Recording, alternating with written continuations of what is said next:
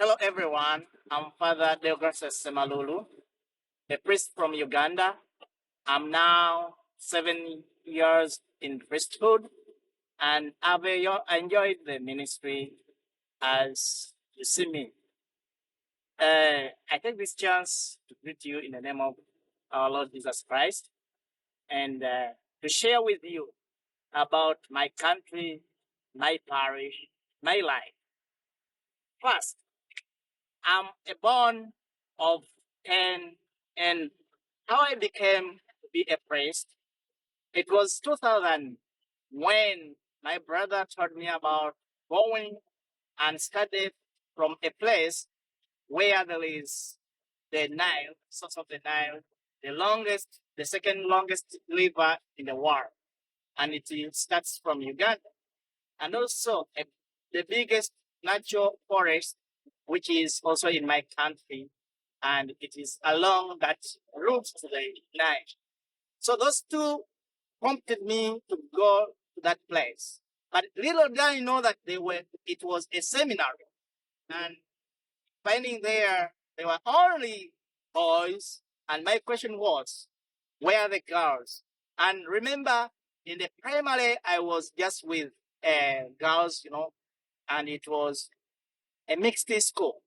Therefore, that brought me to ask the priests, where are the girls? But their their answer was that the girls are coming. Just wait. And to cut the story short, 2 weeks elapsed. And then here I asked again, where are the girls? And then the priest took me around to see these ladies who are helping us, who were helping in cooking. And he said, here are the girls. It was so really disturbing. And then after, I continued like that. And every time, every year, I wanted to leave the seminary because at first I didn't know that. And knowing that it was the seminary, it was not so easy for me to change my mind being a priest one day or rather be just a lay pastor. But as God calls, and his call always is never to be diverted, here God called me. And afterwards, I had to do my national examinations after 6 years, and I passed well. And also, the university gave me a vacance, the national university, and also the major seminary, they gave me the admission, of which I never wanted again to continue. But what's funny, when God calls, really it comes true. And here it comes that I chose to go to the seminary, but not knowing that really I'm going to be a priest. But I just say, let me just fall there. And I left the chance which was offered to me by the National University. Reaching the major seminary, I began my journey to achieve a first bachelor's in philosophy. And it takes 3 years. In general, I did that and I finished. And then after I went for my pastoral work 1 year. Then after I was admitted or given an admission to another major seminary, which is called St. Mary's National Major Seminary, Gaba. And that's 5 kilometers from Kampala, where I finished with my BA in theology. And my bishop appointed me to a parish north of Kampala and north of my diocese, because my diocese is under Kampala Ecclesiastical Province, and we are in the north of Kampala. So he appointed me there. I went. It is a same dry area, or locally called cattle corridor area, because when it is dry season, it dries up very, very much. And here I find people uh, of good heart, because they are Christians, and they are of mixed tribes, and they are over 4,500 people, Christian and Catholic, and where I administer up now. I want to share with you my ministry for the past years as a priest in this parish. We are three priests there, and I'm the youngest. And I take lead in most of the things, because others, they are aging and they are sickly sometimes. And I have schools, 8 schools of primary and one for the second. I want to share with you with the education in my home parish, and generally what takes place in the diocese as well. Uh, Prior kids are so many that each school has not less than 1,000 kids, and that is from primary 1 to primary 7. And when you add on some schools which have some nurseries or kindergartens, it becomes even a very big, large number. These schools, these pupils move from a very different area and very long the area from their school. Some they walk 10 kilometers, others walk 8, others 5. It depends. They don't all come from a very same area, but different villages come into this school, but they are somehow distanced. And when they reach at school, we assume that they have to be there by 8. But some they come even 8:30 or 9 because of the distance. And secondly, we group them up and we get some to go to the well to collect water. Imagine they go to the well, not to the boreholes, not to the tap, to collect water. In other words, we have still dirty water. And as you will see maybe in one of the videos, you will witness what I talk of about wells, whereby these wells are shared with animals, cows, goats, and sheep. And these people, they do also go and collect this water for drinking or domestic use. Why they collect this water? Because during school, they need some water to drink. Sometimes it is too hard for them. So as they need some water, so they get them and then they drink that water.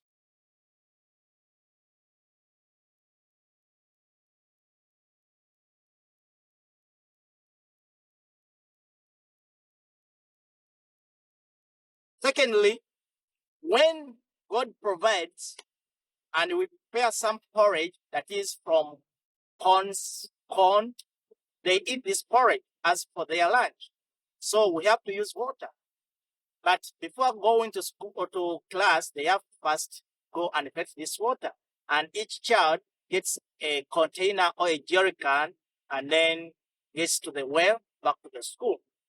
And then after we release them at around 5 or 6 to go back home. When they reach home, sometimes they find a problem that they may reach home and they have nothing to eat and they sleep empty stomach, because sometimes climate is not all well and their crops, they dry up, so they have that scarcity of food sometimes, not always. Secondly, these kids, some of them, they find the challenge of dropping out of school, especially girls. How? Because some, they don't have necessarily materials to use, especially maybe for the girls when they are approaching to their adolescent time. And then when it is menstruation period, they miss out using maybe pads and they can't go to school in that situation. Secondly, some people do defile them or rape them and they get early pregnancies, which is absurd. that one gets pregnancy at around 12, 13, it's absurd, and it's not yet time for one to give birth at that time. So at the end, she gives up school because she has to sit down for 9 months, and after she has to be with the baby. So those are some of the challenges experienced to the girls. To the boys, when he sees that really is walking a long distance, he's not getting what he wants, he drops out. And then daughters around, and these are the boys who come out sometimes even to rape or to defile these children, these girls. And secondly, some of the classes, some schools have no adequate classes or classrooms. We find that one class is having 100 kids or children to study in that one room, and it is a small room. And sometimes those schools have no desks or benches where they have to sit. They tell me that they move a long distance to reach school, but above all, they miss out some things like being taught by teachers, because teachers are not well paid in my country, and we find a problem. But we find a way that at least that's why I go to class to teach them, or sometimes we provide with some few teachers to see that they get at least some little education. And I love children because this is tomorrow's nation or tomorrow's world. So that's why these schools, I really love them because they tell me a lot what tomorrow will be in my country or probably at the whole world. And another challenge I would say about education is that some they study under trees because there are no adequate classes, and we have to provide that. Let it a tree be there, and then children will sit down under the tree. A teacher moves with a mobile, maybe blackboard, and then that's where he writes on, and then children take their notes. End of the class, they have to go under a shade, maybe one class, and then they are compacted there so as they may have that shelter from the table rains. Oh well, at school, these children, when God provides, and we get some maybe flour from corn, we make some porridge for them to eat as their breakfast and lunch. That's all. But how do we get this? Sometimes we can look around maybe, and then we get some grains, corn, and then we take it to the milling machine. We bring it back, and then we will mix it with the water, and they take that as their lunch or breakfast. And this porridge uh, assists them to be at school when they are not empty stomach. But this is on condition that we get it. It's not always, because sometimes we run out of funds or whatever to do it on daily basis. Two, some schools are missing roofs because they were built long away in 1940s when the missionaries had come, and now they are a couple of years they have taken, and then when strong wind comes, it makes them more weaker, and then they fall off. So some they are missing roofs, and children we make them to do some contribution, like maybe going to collect some stones, and for maybe construction, if we make some local contribution which is small and mega, which is mega, very small, these children they do have to sit there, because those are some of the places or classes we still have. We continue work in these buildings, though they are in need of maybe some renovations, because the roofs are missing. And when it comes, like it is rain season, especially rain, because when it comes down, it spoils all the papers, the books, and even making these kids to wet. you know. And some kids even they are missing scholastic materials like pens, books, and of which they may contribute. It contributes to their not is all about our settings, that is our chapels or outstations. In the parish I work, there are 24 chapels, and the longest or the distance one is 54 kilometers. That's going. It is 30 something miles. So, and others do vary according to the distances, but the longest is 54. So, when I'm to go to that of 54, I go a night before, so as I may catch up for tomorrow's activities. What does it mean? That I move and I go there on foot, and then I sleep in one of the forms of the Christians, and then in the following day I do wake up and I prepare for Mass and also the sacrament of reconciliation. And this is also interesting that I have to feel the love for these people, that they want to be near God through the sacraments and through Mass and through His Word. That's why it prompts me to go there. But it's not also easy to do it daily.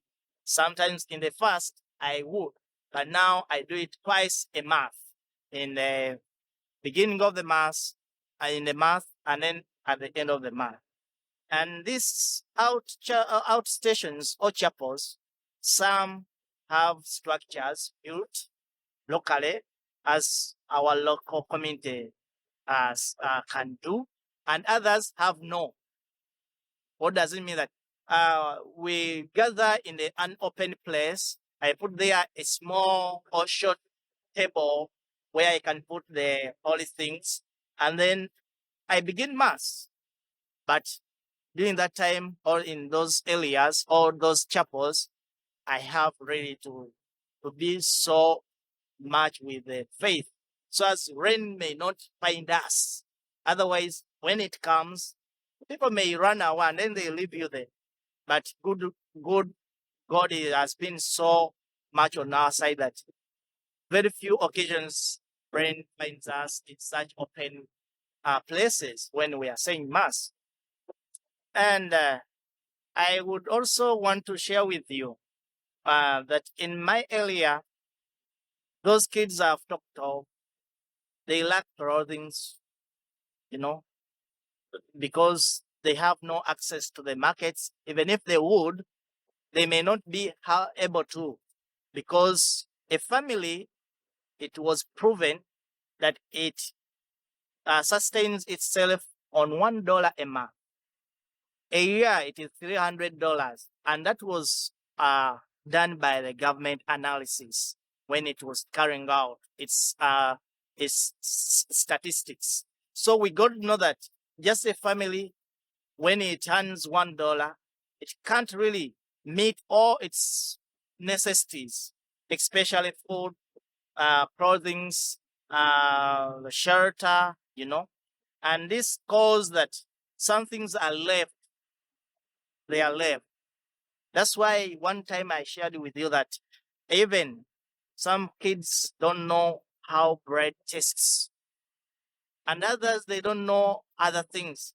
They don't know how it moves in some deep places, but because they don't have even access to the town or a trading center.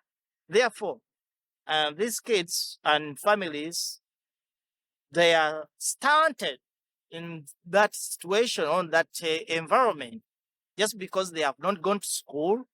Others, they have dropped out. Others, they say now, Father, it is all about. So that's my country and that's my parish. And I would like also to share with you last that when we're in this parish, we try our level best, because these are the people God has given us to shepherd, to to take care of. Mothers, they get a time of giving birth and they can't access the maternities because they are very far away, those which could give the services to them. Or some, they give but in our presence, because they come to seek for maybe help, to give them lifts to the maintenance. When it comes that I'm blessed that on that day I borrowed a cup from my friend, of which I do sometimes. Yes, I give that service to that lady or to that family, and then I'm happy to see that she gets well and then gives even birth to a healthy child.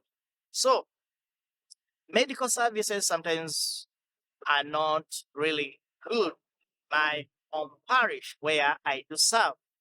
Another thing is about AIDS. AIDS in my country is still rampant, and it is caused by again these reckless people who are not mindful of the other person's life. Two, some these dropouts, when they are idle, they get into saying, now, what should we do? So they have to do anything. So AIDS, AIDS is still a problem to our communities. But we try as church members to sensitize them that they should try to really avoid the high spread of AIDS. How? By mining uh, their fellow beings' life. If one is found positive of HIV, he or she is reminded that should really keep as much as possible to be careful of not letting the other get it from him. That is to abstain from doing it from another, to another person. Second, to these young growing children, boys and girls, we go to schools and tell them to be mindful of not doing anything concerning uh, which can bring into a danger or a risk of AIDS. So, as the church, we've tried that. And secondly, we try to remind those who are having the virus to go for medication where necessary, of which they have tried some, others they have tried because of the distances and accessibility to those areas. And I have a belief that when they take this into consideration, I think it will be eradicated. Otherwise, for the time being, it is on high spread. And sometimes, again, children are being disturbed by malaria because we have mosquitoes, but we try to provide like mosquito nets because when they are used well, again, it is a way of preventing such a disease like malaria. And I continue to say a big thank you to God for everything He has done in my life and in everyone's life. Because that's when we witness and experience His love by waking up every day. I take this chance also to thank the community here of St. Bridget, which has seen that it is important to take this video for our own consumption, for our use as Christians, as people of God, through the pastor, through Michael, and all other people. I really thank you, and it's really a big thank you from the bottom of my heart on behalf of those people whom I do shepherd back in Uganda. Really, we are so grateful that you've taken us to be so friendly and so brotherly and sisterly to each other. I wish you all the best, especially God's blessing throughout your lives. May God always bless you. Amen.